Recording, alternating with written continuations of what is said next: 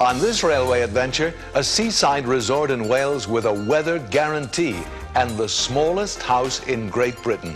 Compliments of British Rail and other lines. Hi, I'm Bernie Coppell.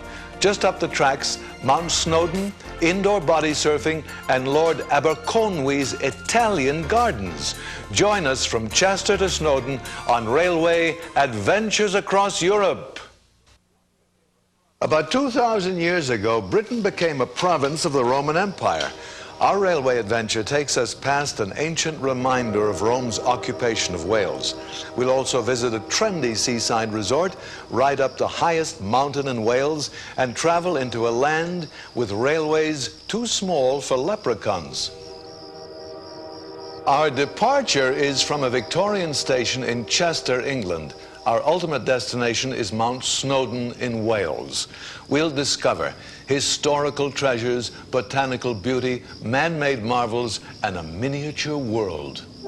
We'll see magnificent castles and a cathedral built on 14th century pillars, visit Barnett Gardens, and ascend a great limestone dome. All this by British Rail, the Great Orme Tramway, Snowdon Mountain Railway, and a little side trip on the Conway Valley steam line. All aboard for shore to summit.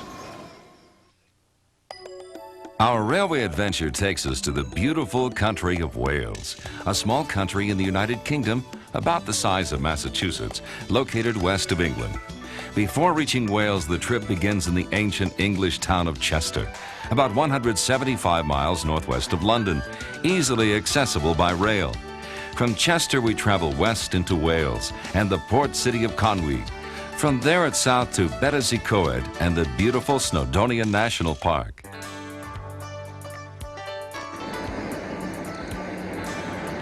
This railway adventure promises magnificent castles, Victorian resorts, unparalleled beaches, gardens, and spectacular scenery.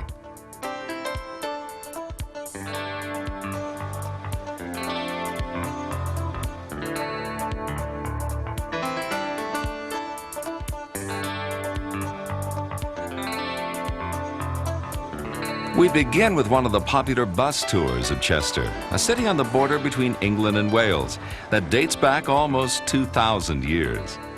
Chester has a long and colorful history. It was founded by the Romans and is still enclosed by ancient Roman walls, originally built to protect the city. The Romans named the city Diva after the river Dee. The bridge crossing here is called the Old Dee Bridge, but it's not nearly as old as the ancient walls. Chester maintains its medieval feel by preserving its architecture. Even modern shops and offices known as the Rows are concealed behind antique-looking fronts.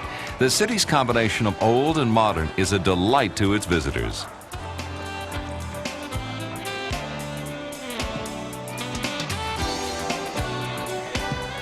Our brief bus tour of Chester ends at the town's cathedral, dating back to Norman times.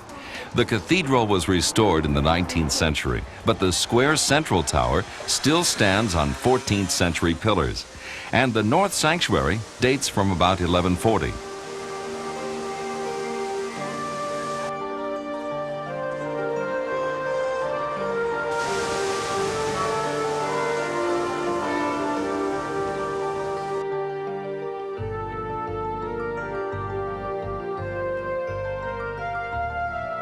From the courtyard to the sanctuary, the cathedral is much the same as it was hundreds of years ago. Calm, relaxing, and beautiful.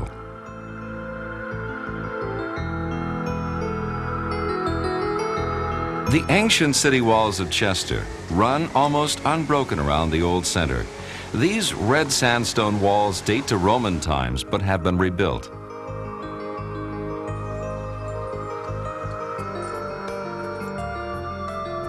The best of the Roman ruins are found next to the walls, including the restored amphitheater. The Romans made Britain a province of their empire shortly after the crucifixion.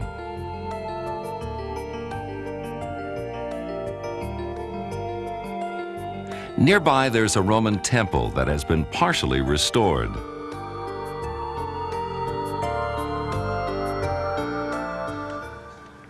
A castle can be seen over the walls of the city. It's been the headquarters of the Cheshire Regiment since Victorian times. Part of the castle is now a museum that tells the regiment's history. Uniforms, saddles, swords, and medals are all on display.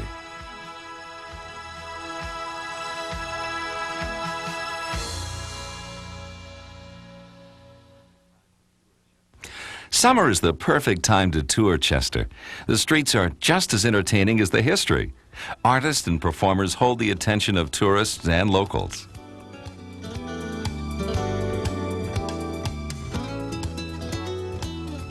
Before Rome's 20th Legion came to conquer Chester, they found that the River Dee was sacred to the native Celts. It's easy to understand why. Centuries later, the river is still a major attraction.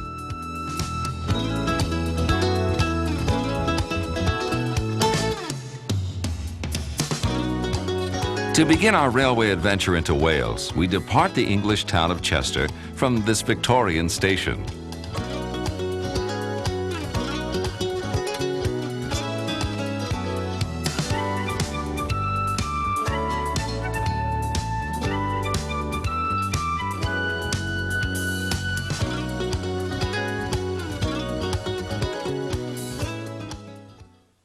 Our first stop along the North Wales coast is in Rhyl.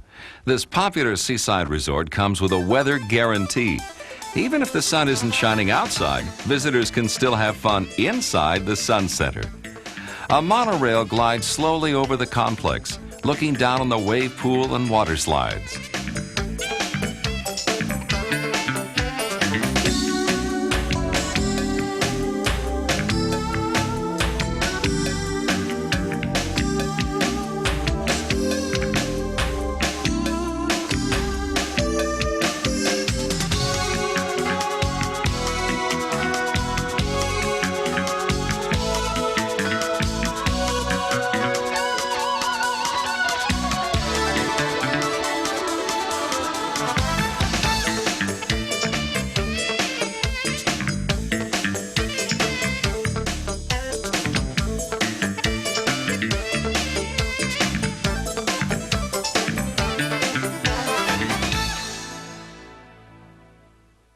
Leaving Rhyl, the train crosses the River Clwyd, cloaked in early morning mist. The line runs along the Welsh coast to the major railroad interchange at Llandudno Junction.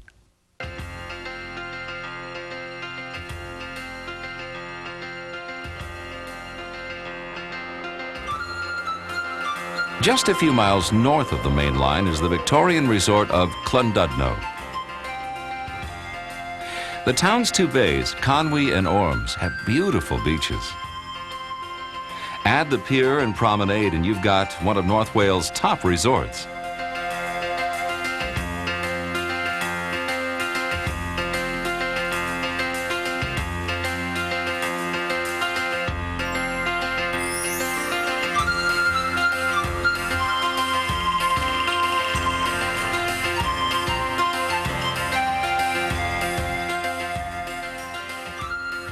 This is the station for the Great Orme Tramway.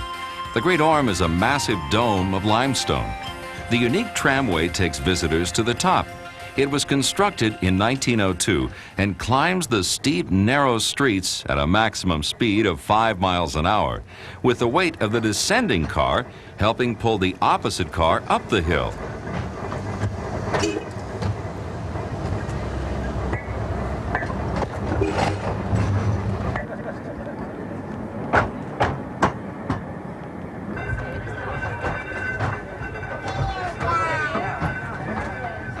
Private roads and cable cars also lead to the top of the Orme.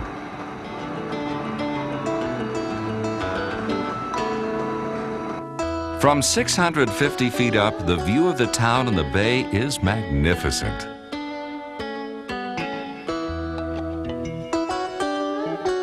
The train takes us back to Llandudno Junction. But before taking the main line south, we'll take a side trip over the narrow estuary to Conway.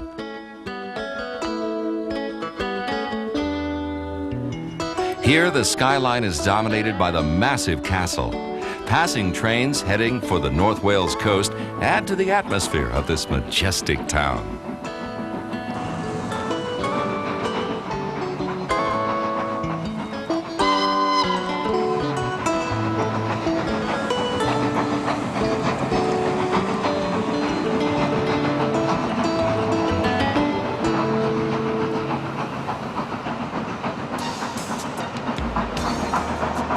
Historic Conway's main street is a masterpiece of medieval architecture.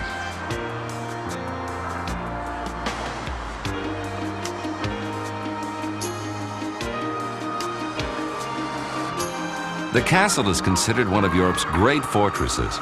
Edward I built it as his headquarters in his efforts to control the Welsh. Originally, the exterior of the castle was whitewashed.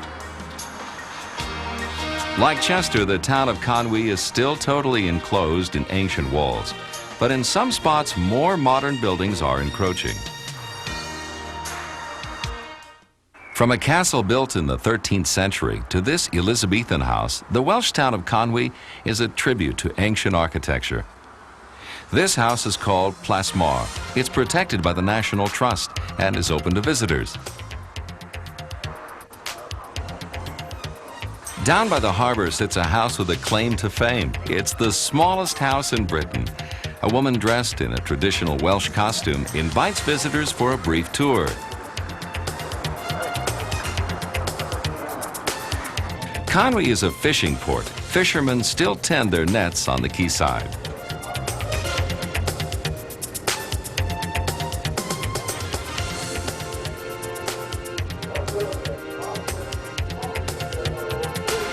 But today there are almost as many pleasure and tour boats as there are commercial boats. Tourists can choose a slow cruise upriver or a day of fishing.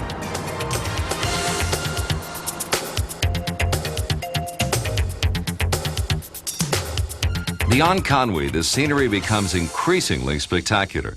The wild lands of Sichnet Pass are just a few miles away, and further along the coast, the beaches of Conway Bay are vast and empty.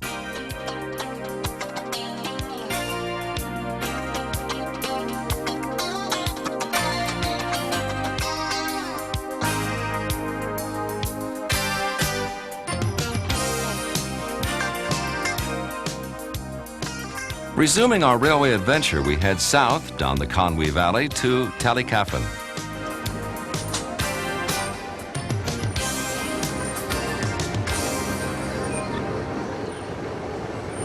This small country station is the jumping-off point for Barnett Gardens, said to be the most spectacular in Wales.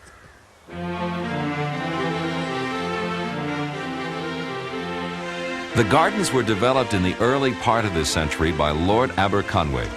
They started off as a series of Italian-style terraces, but soon grew into a series of landscapes covering over 80 acres.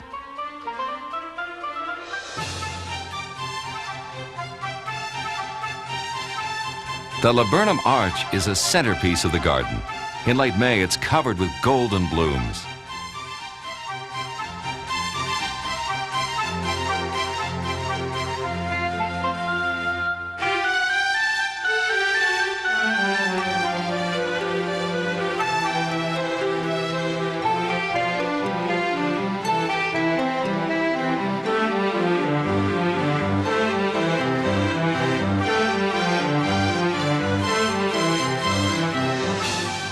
The Pinwheel Building comes from Worcester and was rebuilt here in 1938.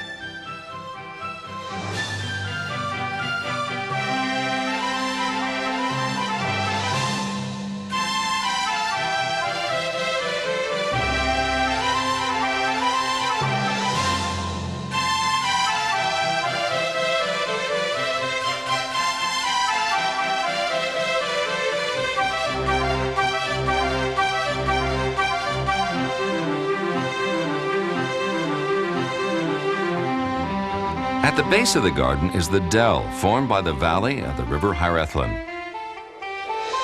These gardens are cared for and preserved by Britain's National Trust.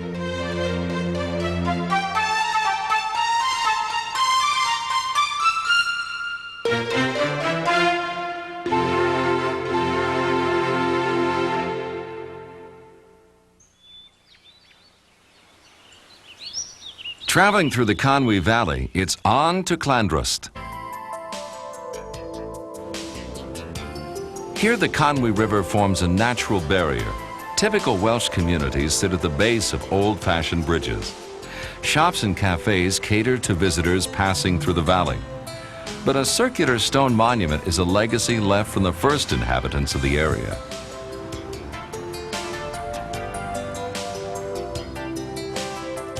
And on the other bank of the river, an ancient church breaks the skyline. Following the Conway River, the train is headed for Battersea Coed, our next stop. The largest town in the Conway Valley is Battersea Coed. Adjacent to the British rail station is the Conway Valley Railway Museum. The museum's main attraction is its steam-powered miniature railway.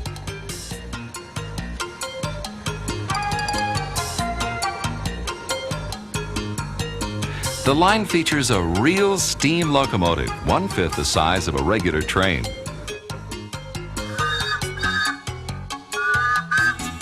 The museum also has a shop and dining car where visitors relax and watch the trains go by.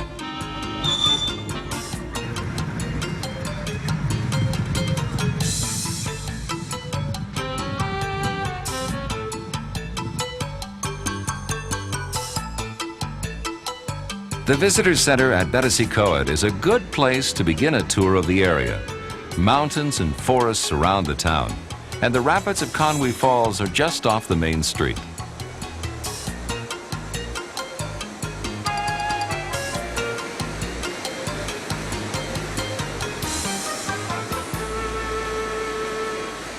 This is an area that caters to hikers, but there are also cafes, restaurants, shops, and a craft center in town.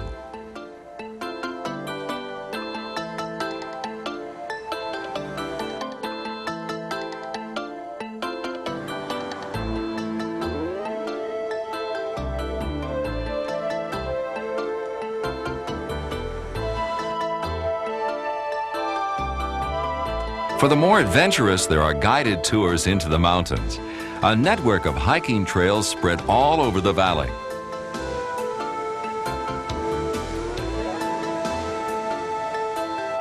Battersea Coed is in the Snowdonian National Park.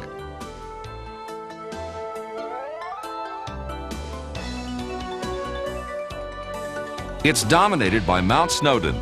At 3,600 feet, it's the highest mountain in England and Wales.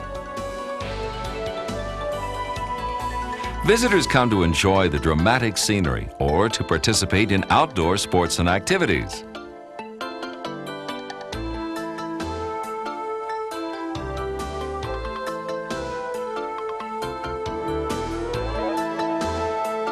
Climbing to the top of Snowdon isn't all that difficult, especially if you take the Snowdon Mountain Railway.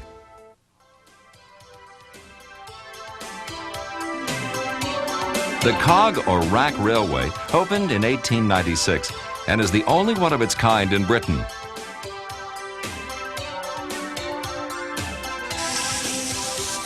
Thousands of people climb to the summit every year. This 838 square mile expanse of mountains, valleys, lakes, and foaming waterfalls is a hiker's paradise. And from the top, the views span in all directions.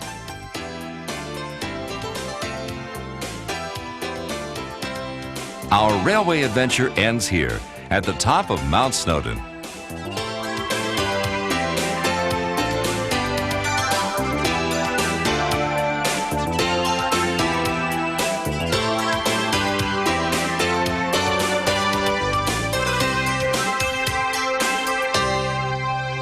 The trip from Chester to Snowdon has taken us from sea level to Wales' highest summit, and yet we've only sampled the spectacular railway adventures of Wales.